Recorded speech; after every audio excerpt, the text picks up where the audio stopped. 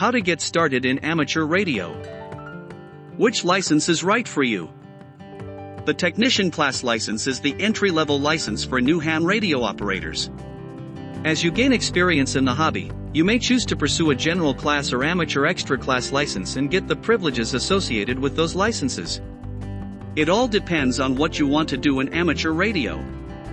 Whatever class you choose, the most important thing is to have fun. Before you can get on the air, you must be licensed and know the rules to operate legally. U.S. licenses are good for 10 years before renewal, and anyone may hold one except a representative of a foreign government. In the U.S. there are 3 license classes: Technician, General, and Extra. Technician license. Class license will meet the needs of many amateur radio operators. To earn the technician license requires passing one examination totaling 35 questions on radio theory, regulations, and operating practices. Technicians can do a lot of cool things, including operate a repeater station. Repeater stations help local hams keep in touch with one another, and if you connect your repeater to the Echolink, DMR, D-Star, or other digital networks, your repeater users can make contacts with hams around the world. Make contacts via satellites. There are many low Earth orbit, LEO, satellites including the International Space Station circling the Earth that are available for amateur radio use.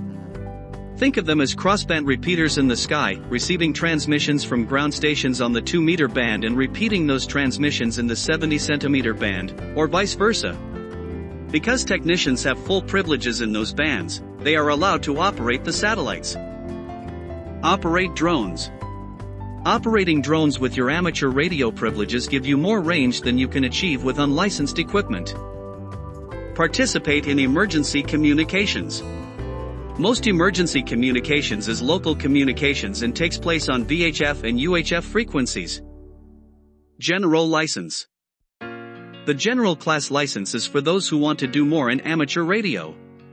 General Class licensees can do all of the things that technicians can, but they are given more HF privileges, most notably, can operate digital modes and SSB phone on the HF bands below 28 MHz.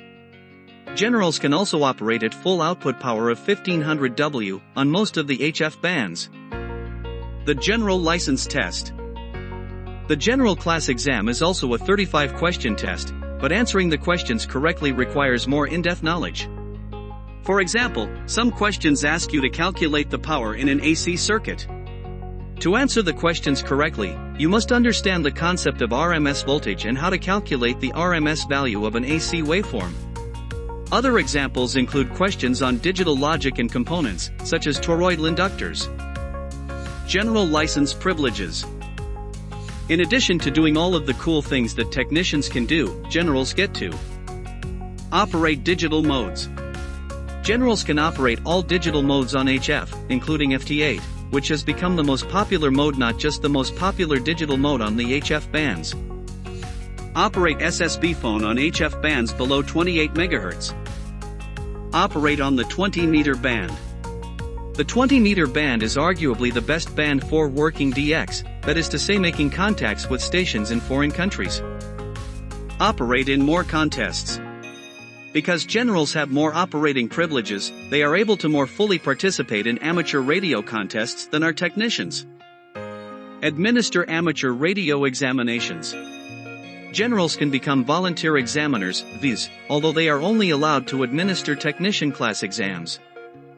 Amateur Extra License. The Amateur Extra Class exam is for those who want to do it all in amateur radio. Amateur Extra Class privileges include all of the privileges given to Technician Class and General Class licensees, plus the use of all frequencies and modes on the HF bands. But, you get more than just privileges. The knowledge gained by studying for the Amateur Extra Class test gives you the background you need to experiment with antennas and electronics with more confidence. The Amateur Extra Class exam is a 50-question test, and to pass the test, you'll need some in-depth knowledge of electronics and radio phenomena. For example, some questions ask you about the differences between different types of logic devices. Other questions ask you to analyze and answer questions about antenna radiation patterns and the Smith chart. This is not a test that you can pass by just memorizing the answers. Amateur Extra License Privileges. In addition to doing all of the cool things that technicians and generals can do, extras can operate voice, data, and CW on HF frequencies set aside solely for amateur extra class operators. These frequency privileges allow extra class operators to more easily work DX stations and operate under less crowded conditions. Administer all 3 amateur radio license examinations. The Walker County Amateur Radio Emergency Service meets the second Saturday of each month at the Red Cross Building on Viking Drive at 1101, Viking Drive in Jasper, Alabama at 8 a.m. and will help anyone interested in becoming a licensed amateur radio operator. Follow us on the internet https://www.walkercountyars.org. Facebook, Walker County Aries, and on Instagram, Walker Course. All you need to study to become an amateur radio operator. Books. Includes the latest question pool with answer key, for use through June 30, 2026. Designed for self-study and for classroom use. Intended for all newcomers, instructors, and school teachers. Both study guides can be purchased online, where the Spiral Bound Guide can be purchased from Walker County Amateur Radio Emergency Service. Online study help and apps. https://hamstudy.org.